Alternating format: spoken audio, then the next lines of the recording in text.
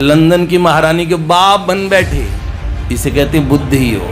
कटार निकाली, यहां से चीरना शुरू किया और अपनी झाली नाम की दासी को बोला हमला करो, और उसी समय आग बरसने लगी। तब एंट्री होती है, वो जोधो दुर्गा दास जबर भिड़लीनी दिल्ली सु टक्कर।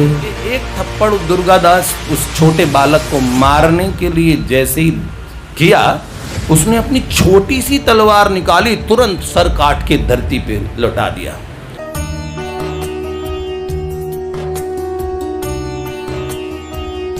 माधव प्यारे की प्राण हमारे की, नैनन तारे की बंसी वारे की, कृपामयी सरकार की करुणामयी सरकार की, बोल बरसाने वारी के जय जय हो। हमें नहीं पता कि हमारे सनातनी बालकों को आत्मगौरव का भान न समाप्त हो जाए, कोई ये न समझे, गीता जी का उपदेश न भूल जाए। ये हमारा महापुरुषों का संदेश रहा है सदा का, हमारे शास्त्रों का उद्घोष, न धन्यम न पलायनम।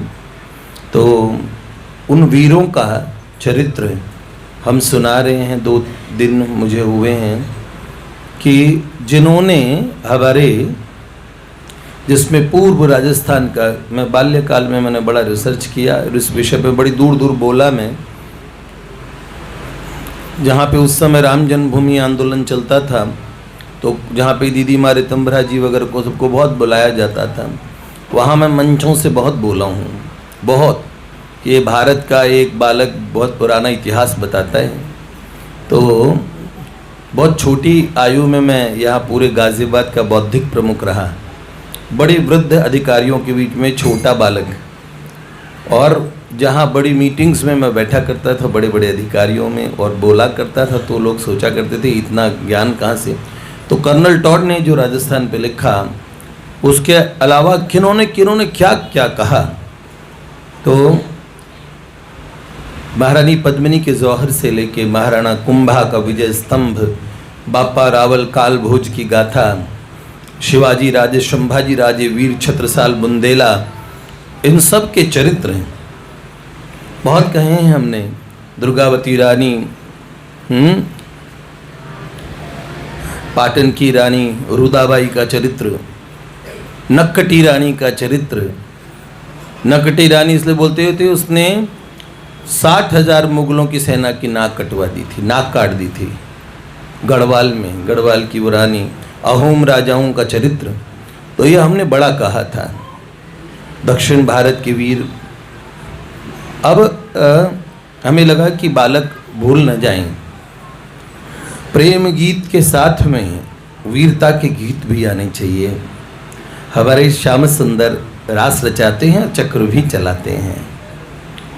बाबा सूरदास जी साफ कहते हैं, चक्र के धारण हार, गरुड़न के असवार, नंद के कुमार, मेरो संकट निवार।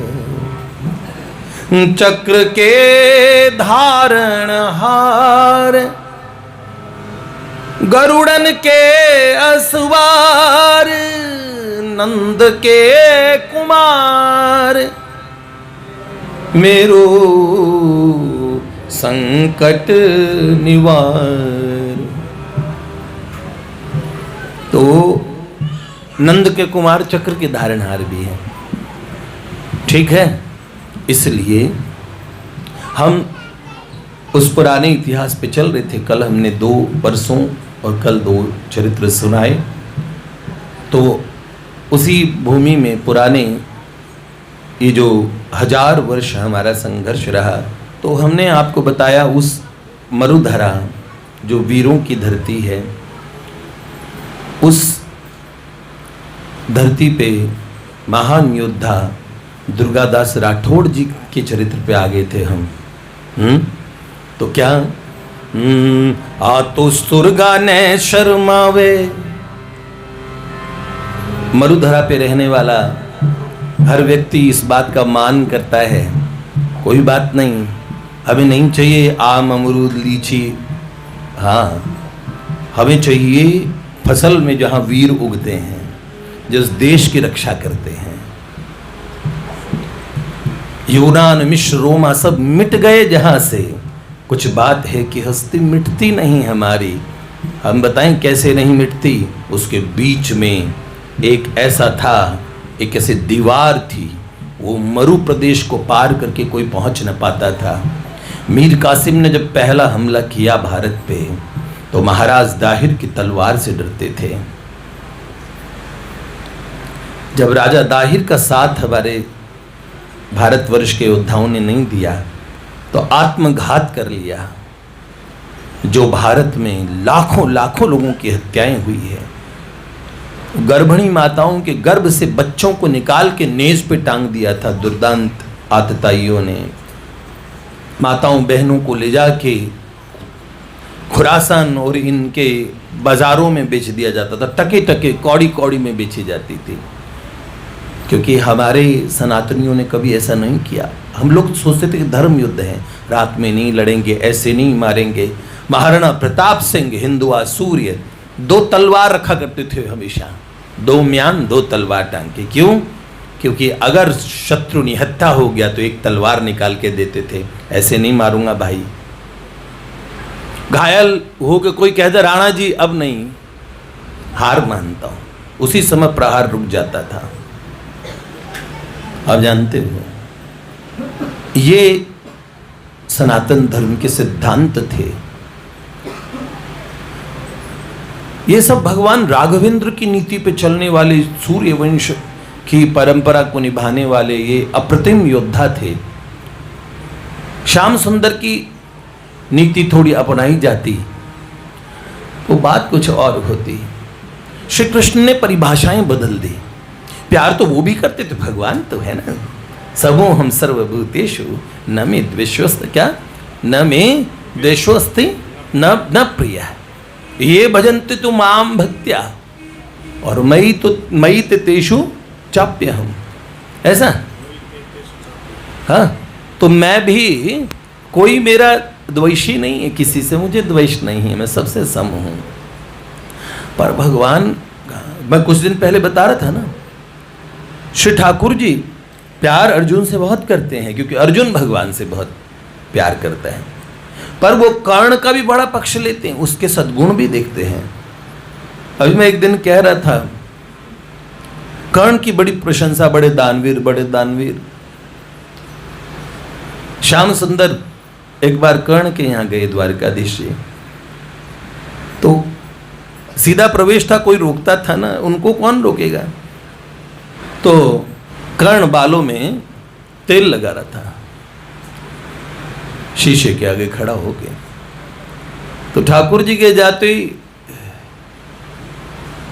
नमन करता हूं माधव, प्रणाम करता हूं आपको।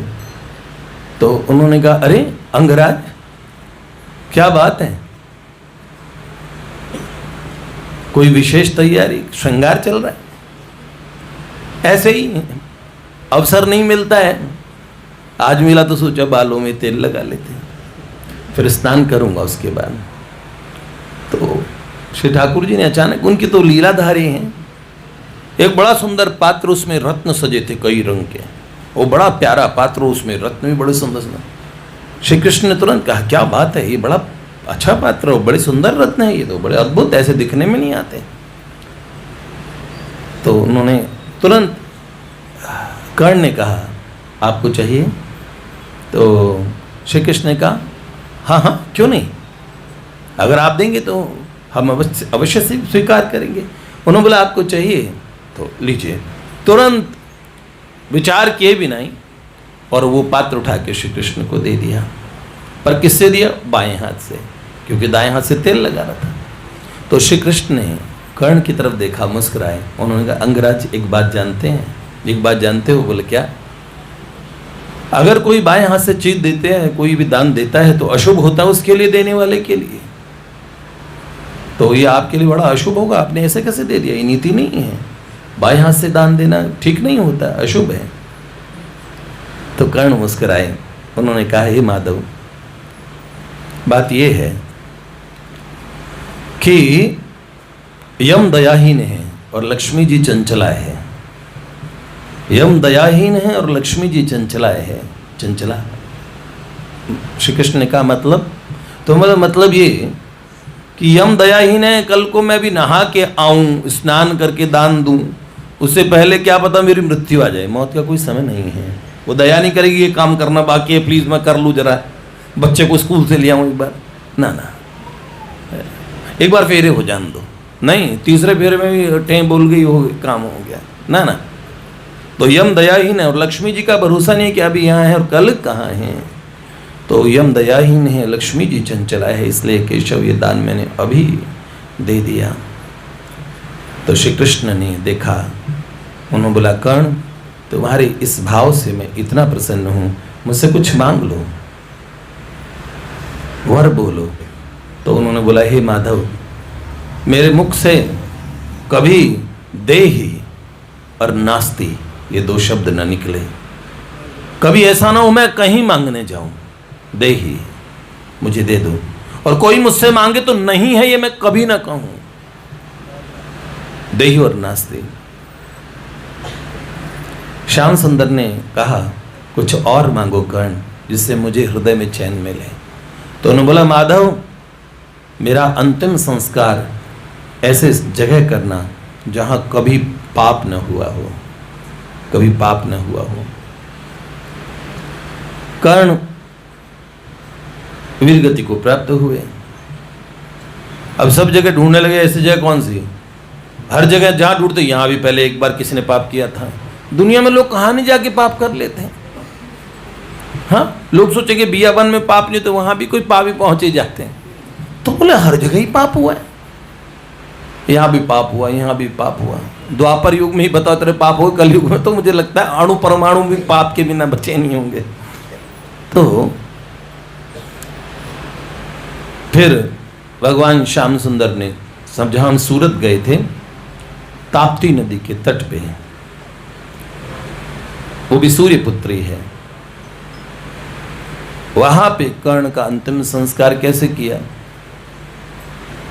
ये अन्य ग्रंथ में है, महाभारत में इसका वर्णन नहीं आता है।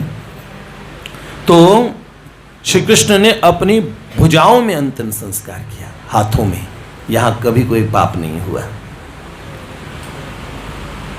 तो जैसे महाभारत में इरावन की कथा आती है, वो अलग आती है, आप समझ रहे ना, कल्पांत और कल्प भेद हरिचरित सुहाए। हर डायमेंशन में अलग अलग काल में अलग अलग चरितम रघुनाथस्य शतकोटि प्रविस्तरिम। तो ये चरित्रों का विस्तार बहुत अलग अलग है। कंब रामायण में जो है, कृतिवास रामायण में कुछ और होगा, सब रामायण अलग अलग आप कहेंगे। तो भगवान सबके, तो इसलिए श्याम सुंदर की नीति भी अपने आप में बहुत श्रेष्ठ है। तो हम दुर्गादास राठौड़ जी के चरित्र पे चलें। या तो सुरगाने शर्मावे, स्वर्ग को शर्मा देने वाली वो धरती, और इण पर देव रमण ने आवे, इण रोजस नर नारी गावे, धरती धोरारी ओ धरती धोरारी। या तू सुरगाने शर्मावे, इण पर देव रमण ने आवे, इण रोजस नर नारी गावे, धरती धोरारी ओ धरती धोरारी, धरती धोरारी ओ धरती धोरारी, धरती धोरारी धोरारी, धरती मोरारी धोरारी, धरती मोरारी मोरारी, धरती मोरारी मोरारी, धरती वीरारी वीरारी, धरती वीरारी वीरारी, धरती मीरारी मीरारी, धरती मीरारी मीरारी, धरती धोरारी ओ धरती धोरारी। या तो सुरगाने शर्मावे, इण पर देव रमण ने आवे, इण रोजस नर नारी गावे, धरती धोरारी ओ धरती धोरारी। बीकाणो मतलब बीकानेर, जोधाणो मतलब जोधपुर। हाँ, ईरो बीकाणो गरबीलो, ईरो अलवर जबर हटीलो, ईरो जोधाणो भड़कीलो धरती थोरारी। जयपुर नगर कोट पटरानी, कोटा बूंदी कुण अनजानी, चंबल कहवे ईरी कहानी, धरती थोरारी ओ धरती। धोरा मतलब धोरे मतलब टीलों के, उन रेत के टीलों में एक महान योद्धा हुए थे दुर्गादास राठौड़। कैसे हुए महाराज, मैंने बताया था आपको बताना, महाराज जसवंत सिंह जोधपुर के राजा महाराज, तो राव जसवंत सिंह जी औरंगजेब की आंखों में सदा एक किरकिरी बन के रहे। मित्रता तो कर ली औरंगजेब ने उनसे कि बलवान को मित्र बनाया जाता है, और नीति के हिसाब से जसवंत सिंह जी ने कई हमले औरंगजेब पे किए थे, फिर दोस्ती कर ली कि एक बार संधि किया करते हैं, जैसे जाम हो जाता तो एक बार कुछ गाड़ी पीछे घुमाते आगे जाने के लिए, थोड़ा पीछे करनी पड़ती है ना कभी कभार। इसी तरीके से महाराज जसवंत सिंह जी के ये चरित्र मैंने कल आपको सुना दिया। छोटे बेटे पृथ्वी सिंह ने 14 साल की उम्र में औरंगजेब के दरबार में नरभक्षी शेर का मुंह चीर के दिखाया कि निहत्थे बालक ने वो कारनामा कर दिखाया। औरंगजेब ने क्या किया, अब देखो धूर्त और कपटी आदमी कैसा होता है। आलमगीर नाम से अपने आप को कहने वाला औरंगजेब इतना दुष्ट था, उसने बालक को इनाम दिया, एक शाही पोशाक हम बनवाएंगे, आप इसे पहनवाइएगा। हम देखना चाहते हैं कुमार उसमें कैसे लगते हैं। उस शाही पोशाक में भीतर अस्तर में ऐसा जहर लगाया गया जो स्किन के पसीने के रास्ते से शरीर में चला जाए। तो जहरीली पोशाक भेंट की पृथ्वी सिंह जी को, और पृथ्वी सिंह जी ने एक जलसे में वो पोशाक पहनी, और उसे पहनने से पूरे शरीर में विष व्याप्त हो गया। और महाराज जसवंत सिंह को बड़ा दुख हुआ कि मेरा एक नाहर बेटा चला गया। समय बीतता रहा। मैंने कहा ये योद्धा धर्म का आश्रय लेते थे, नीतियां दोनों होती थी, पर अगर ये योद्धा बहुत पहले वो निर्णय ले चुके थे जो शिवाजी ने लिया, जिस तरह मैं हिंदवी साम्राज्य की स्थापना के लिए मैं श्री कृष्ण की नीति अपनाऊंगा, ये शिवाजी राजा ने, बाजीराव पेशवा ने किया, तो ये बता देते पूरी दुनिया को। लेकिन इन राजाओं ने बड़े सीधे और सरल और निर्मल हृदय से अपनी वीरता से लड़े। हम लोग इन्हें दोष न दें, कई लोग कहते हैं इनमें बुद्धि नहीं थी, अरे बड़े बुद्धिमान थे। आप लोग क्या जाने जो धर्म को जानने वाले। कई लोग कहते हैं वो इतनी माताएं वो जौहर में जो जल गईं, वो एक एक सर पे पत्थर भी मारती, तो कमाल की बात करते हो। जल जाना कोई बहादुरी की बात नहीं है। जहर खा के मर जाए, ऊपर कूद के मर जाए ना, जल के सतीत्व अपना दहन कर लेना, जीते जी चिता जलाना, श्रृंगार करके गीत गाते हुए अग्नि के भीतर प्रवेश कर जाने वाली रानियों, उन छत्राणियों को जो लड़ सकती थी वो लड़ती थी। जिन्होंने कभी युद्ध नहीं किया, जिन्होंने सदा श्रृंगार किया, वो भी अपने पवित्र देह को बचाने के लिए। क्यों? बेगारा का सुल्तान बार बार पाटन की रानी को पाने के लिए और हमला करता था। महाराज वीर सिंह बाघेला बड़े लड़े और उस सुल्तान को बार बार हरा के खदेड़ा। और एक बार एक नगर के किसी व्यवसायी ने धोखा कर दिया, राज बता दिया, किले के दरवाजे धोखे से खुलवा दिए, भीतर प्रवेश हुआ, भीतर लड़ाई हुई। भीषण युद्ध के में महाराज वीर सिंह बाघेला मारे गए। 10,000 सैनिकों को लेके रानी के महल की तरफ गया। रूदाबाई के सौंदर्य के चर्चे थे। छत्राणी ने सोचा कि ये और विधर्मी मुझे स्पर्श करे तो मैं जौहर कर लूं, लेकिन पहले उसने सोचा मैंने बड़ा युद्ध सीखा है, मेरे पति चले गए, जौहर तो मैं करूंगी, लेकिन इसको सबक सिखाऊं। तो ये कहीं हिंदू नारियों को ऐसा ही समझता हो। अपने साथ देखा महल में कितनी कुमारियां हैं, तो उन्हें कहा, क्योंकि छत्राणियों को बचपन से ही सिखाते ही थे तो उन दासियों से और सबसे पूछा, तुम में से कितनी को तीर कमान वगैरह चलाने आते हैं? जिन्हें कुछ नहीं चलाने तो पत्थर फेंक सकती हो? हाँ ठीक है। तो उन्होंने कहा ठीक है, पानी गर्म करो, पानी फेंको ऊपर से। महल के दरवाजे बाहर भीतर से बंद कर दिए और बोला तैयार रहना, जब मैं बोलूँ तब। और जिनको तीर कमान चलाने आते थे, बाण 2500 स्त्रियाँ जो महल की रक्षा किया करती थी, वो बाण लेके चुपचाप बैठ गई। तो उन्होंने बोला बाहर की फौज में मैसेज भेजा, एक दासी आई कि रानी साहब तैयार है आपसे निकाह पढ़ने के लिए, कलमा पढ़ के मुसलमान बनने के लिए, आप आइए। तो बेघारा का सुल्तान बड़ा सज-धज के भीतर आया और जैसे ही भीतर प्रवेश किया, अंदर के पट बंद कर लिए। बाहर से फिर ऊपर से अग्नि बाणों की बारिश हुई। वो तो बिल्कुल सोच रहे थे कि स्त्रियां तो क्या ही लड़ेंगी, पर वो जो भयानक युद्ध किया, उधर से किले का दरवाजा जो बाहर निकलने का बंद कर दिया।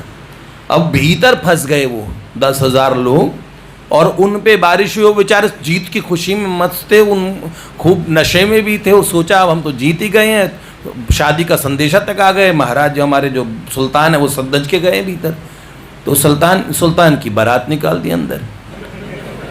रानी शाह ने पहले क्या किया, पहले सुल्तान को कुछ नहीं बताया, दरवाजे बंद कर दिए। बोलो दरवाजे क्यों बंद करो, पहले हमला नहीं किया? पहले बुलाया तो बड़ा श्रृंगार करके एक क्षत्राणी बैठी थी। तो उन्होंने कहा रानी साहिबा ने सही निर्णय लिया, जो हारा है वो क्या तुम्हारे योग्य है, तुम जैसी रत्न तो हमारे योग्य है, हम जीते हुए हैं। तो रानी साहब ने कहा ठीक है सुल्तान, आप सही कहते हैं। और क्षत्राणी उनके पास आई तो उन्होंने कहा तुम्हारा तेज तो बड़ा है, तुम्हारे भी तो नूर बहुत हैं। तो उसने कहा जी आप सही फरमाते हैं। फिर और 5 क्षत्राणी आई। सुल्तान ने उनका हाथ पकड़ा, आपके हाथ तो बड़े नाजुक हैं। उसी समय हाथ मोड़ के सुल्तान का हाथ पीछे कर दिया और ऐसी आवाज आई कड़ाक जैसे हड्डी टूटी हो। उन्होंने बोले छत्राणी में इतना था, मैं कटार निकाली, यहाँ से चीरना शुरू किया और अपनी झाली नाम की दासी को बोला हमला करो। और उसी समय आग बरसने लगी, इतना हल्ला मचाया। और क्योंकि पुरुष सारे मारे जा चुके थे, स्त्रियों ने नगारे बजाए, शहनाइयाँ बजाई, तुरही बजाई कि जितने हैं इस किले से बाहर एक जीवित न जाए। और उस समय रानी ने यहाँ से चीरना शुरू किया तो हड्डियों सहित फाड़ के कलेजा निकाल दिया और उस कलेजे को कर्णावती अहमदाबाद के बीच में टांगा। जीता हुआ सुल्तान रानी से हारा। उसका सर काट के पाटन द्वार राज के बाहर एक पेड़ पे टांग दिया कि जो आक्रांता मेरे देश की तरफ आएगा, किसी स्त्री की तरफ देखेगा, उसका हम ऐसा हल करेंगे। और फिर जल में समाधि ली कि मेरे पति जा चुके हैं, अच्छा राजा बना के उत्तराधिकारी चुन के गद्दी पे बिठा के रानी ने जल में समाधि ली कि अब मेरा जीने का कोई प्रयोजन नहीं है, मेरे पति जा चुके, मैं वहां जाऊंगी। तो इन क्षत्राणियों को ऐसा कहना कि ये लोग, मतलब मुझे आप सोचिए, ये कोई दृष्टिकोण नहीं है। आप उनकी वीरता को देखिए कि वो तो सदा नित्य वीरांगनाएं होती थी। कल मैंने माया देवी राणा जी की बेटी जो जसवंत सिंह जी से ब्याही थी उनका, तो देखो नीति हर समय अलग अलग समय में अलग अलग नीति अपनाई लोगों ने। माधो सिंह जी थे, देखो तो ब्रिटेन की राज्य कमजोर पड़ चुका था उनका, तो अंग्रेजों से सुलह करके जनता पे सीधा अंग्रेज अत्याचार न करें, हम आपको टैक्स दे देंगे, आप हमारी जनता से सीधा वास्ता न रखो। क्योंकि बहन बेटियों का डर रहता था, तो वात्सल्य के रूप में भी अच्छे राजा और अपनी राज्य की रक्षा करते थे। राजाओं का यही नैरेटिव कि वो खराब ही थे, बहुत बुरा उन्होंने किया। अरे अपनी छोटी से लेके उस मतलब एक एक बालक रणक्षेत्र हो जाता था। आपको ये दिखता है सोने चांदी के वो समय पड़ने पे क्या, जंगलों में था बसेरा और घास का था खाना, और घास का था खाना, वीरों न भूल जाना, वह था प्रताप प्यारा, इतिहास गा रहा। ये इस पर जन्म लिया है, इसका पिया है पानी, इस पर जन्म लिया है, इसका पिया है पानी, इसका पिया है पानी, यह मात है हमारी और है पिता हमारा इतिहास गारा। तो हम इस दृष्टिकोण से, तो महाराज माधो सिंह जी को अंग्रेजों ने बोला कि एक मीटिंग हो रही है लंदन में, आपको चलना पड़ेगा। माधो सिंह जी ने कहा मेरी सेना पूरी तैयार भी नहीं है, इनसे इनकार करना भी ठीक नहीं है, पर मलेच्छों के देश में जाऊं कैसे, पहले साफ इनकार कर दिया, देखा जाएगा।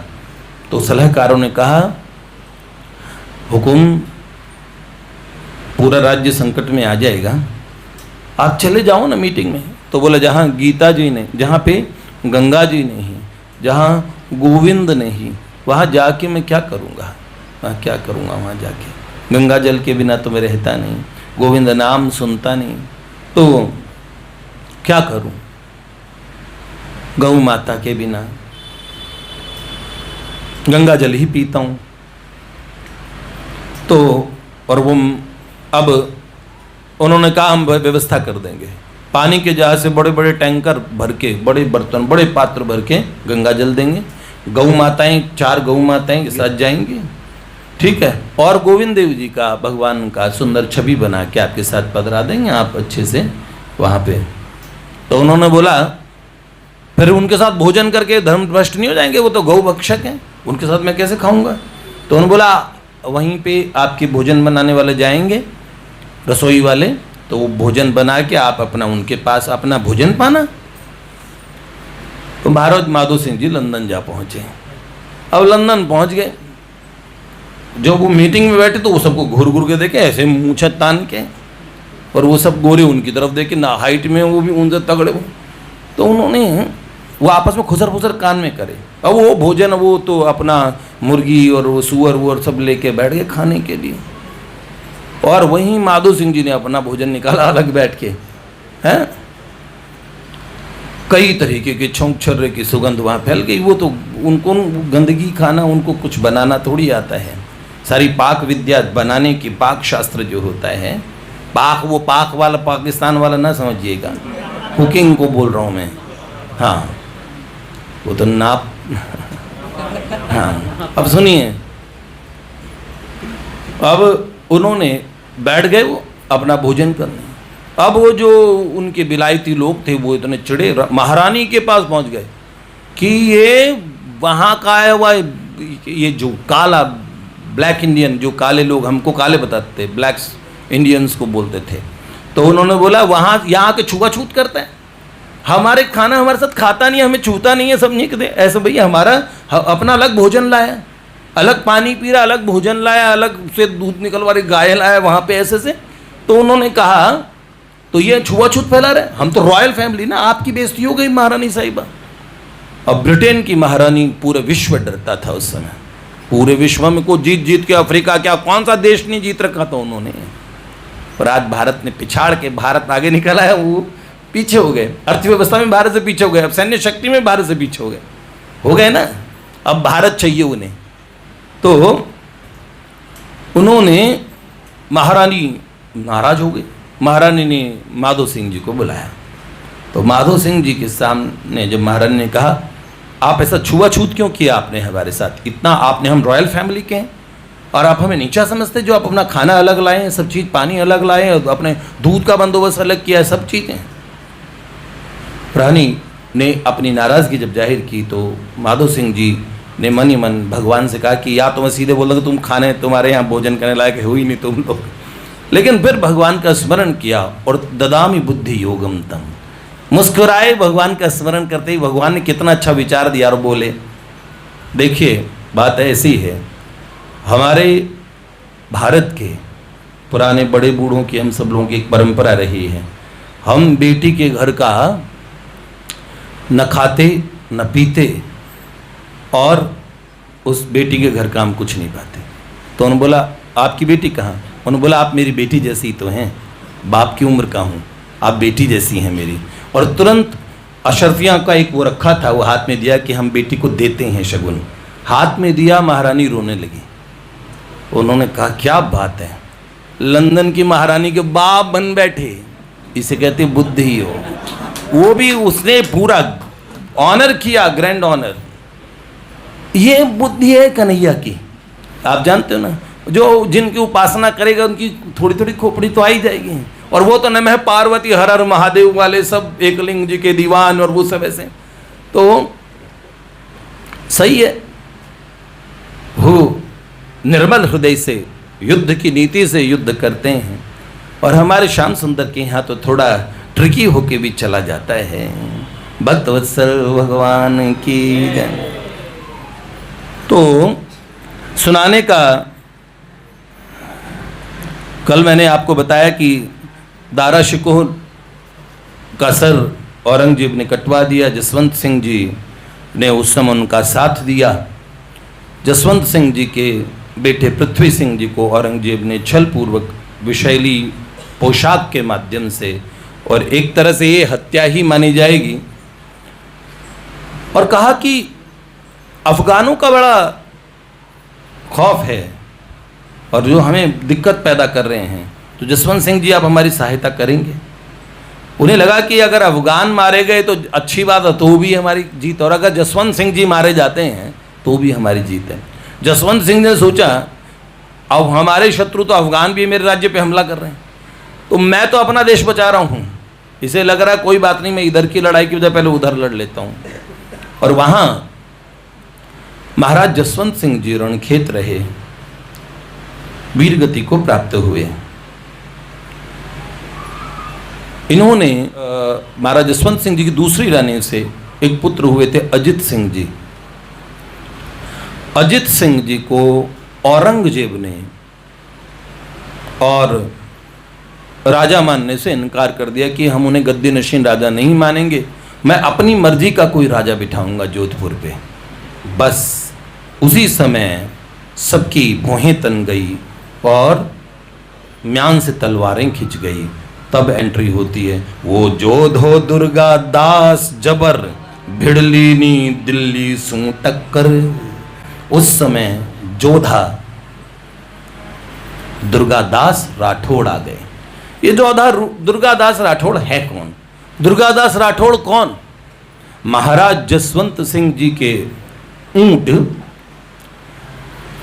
उनके दो कारिंदे ऊंट चरा रहे थे।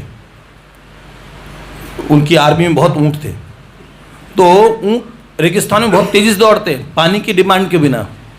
घोड़े वोड़े तो प्यास के मारे मर भी सकते हैं, पर ऊंट नहीं मरेगा 20-20 दिन। उसे रेगिस्तान का जहाज कहते हैं, और बहुत कई दिन तक पानी नहीं पीता। तो वो ऊंट चरा रहे थे। वहाँ की जो रेतीली भूमि पे दाल होगी, बाजरा हो जाता है, सरसों हो जाता है, ये पर गेहूं नहीं होता, चावल नहीं होता। खेजड़ी के पेड़ होते हैं, बड़ा पवित्र माना जाता है हमारे यहाँ खेजड़ी का पेड़। तो एक खेत में बाजरा हो रखा था, वहां ऊंट घुस गए जसवंत सिंह जी के, और दो कारिंदे। अब राजा के कारिंदे तो बहुत ऐंठ होती है, ओए हम राजा के आदमी, राजा के ऐसे बोलते ना खास। अब मोदी जी के एसपी जी के आदमी होंगे, वो कितने अकड़ के चलेंगे, हम एसपी जी वाले खास मोदी जी की। इसी तरीके से वो कारिंदे, भाई ये राजशाही परिवार के, और ऊंट चल रहे हैं। तो ऊंट वो खेतों में घुस गए, अब वो फसल खराब करने लगे।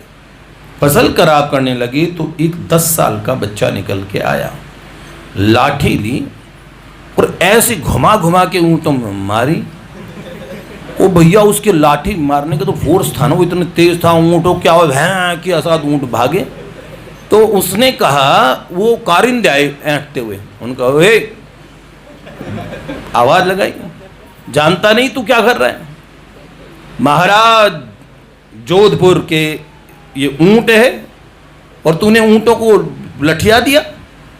अब जैसे बोला तो उसने बोला, सुनो पूजा करूं इनकी। खेत में घुस गए, छोटे से छोरे ने कहा, अरे तुम्हारी आंखें फूटी हुई है, खेत में तुम क्या कर रहे हो? इनको पहले ही तुम इन्हें हाँकने आए हो, इनको हाँकने वाले हो ना, तो हाँकते क्यों नहीं, खेतों में छोड़ोगे हमारे? तो बोले, फिर उन्होंने बोला, तुझे बात समझ नहीं आती, कान खराब है तेरे, समझाया नहीं तेरे को कि ये महाराज के ऊँट है?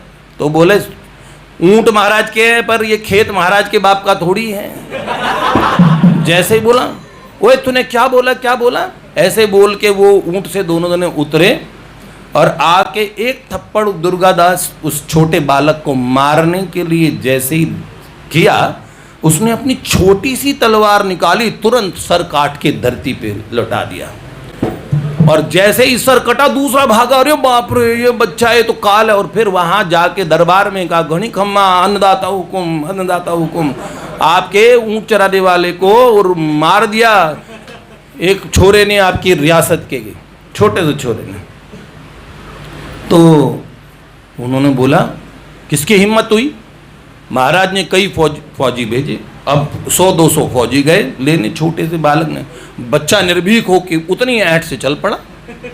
दरबार में जब पहुंचा वो दूसरा वाला, उसने झूठ उस व्यक्ति ने बोला था, उस बंदे ने शिकायत किया कि आपकी बुराई कर रहा था, वो महाराज के बारे में अपशब्द कह रहा था, हमने रोका तो हमारे में एक जने का सर काट दिया। अब उस बच्चे को दुर्गादास राठौड़ जी के पिताजी आस्करण जी राठौड़, वो उनके कारिंदे थे महाराज के, तो वो भी दरबार में बैठे थे। देखा तो उनका ही बेटा आया सामने, उनका ये बेलखना लड़का पता नहीं कहाँ से यहाँ बेइज्जती कराएगा महाराज के यहाँ। तो दुर्गादास ने सामने देखा तो महाराज जसवंत सिंह बहुत बड़े योद्धा थे। उस बच्चे का निर्भीकता देखिए, 10 साल के बच्चे में इतना जोश, छोटी सी तलवार उसके पास में। तो उसे कहा, ए कौन है रे तू? तो उसने बोला, दुर्गादास राठौड़। बोल, बाप का नाम क्या है? आपके बगल में बैठे हैं आस्करण राठौड़। तो बोला, महाराज ये बेलखना बेटा मेरा ही है, जो आपको दंड देना हो दो, ये मेरी तो सुनेगा नहीं। बोले, इसकी माँ भी बेलखनी, ये भी बेलखना। और ये बाप रे। तो महाराज जसवंत सिंह जी ने पूछा, क्यों मारा रे तूने? सारी कहानी बताई। मैंने कहा ऐसे ऊँट चरा रहा था मेरे खेत में, तो मैंने कहा पूजा करूं क्या? फिर कह रहे महाराज के ऊँट, बार बार एक ही गाना गाते हैं कि महाराज के ऊँट, महाराज के ऊँट। मैंने कहा महाराज के बाप का खेत है, खेत तो हमारा, ऊँट महाराज के हैं। तो उन्होंने बोला, ये थप्पड़ मारने आए, मैंने खूब सर काट दिया। तो उन्होंने बोला, इतने छोटे थे, कैसे काटा रे सर तूने? तुरंत तलवार निकली, वो दूसरा खड़ा था, सर काट के दरबार में वहीं सर कटा पड़ा था। ऐसे काटा महाराज। उन्होंने कहा, गोद में उठा लिया, जा बेटा आज से मेरा अंग रक्षक तू बनेगा, ये मेवाड़, ये मारवाड़ का उद्धारक होगा। ऐसा बच्चा इस धरती में जन्म ले सकता है। ये दुर्गादास राठौड़ थे। इनका चरित्र हम कल से सुनेंगे। जय जय श्री राधे।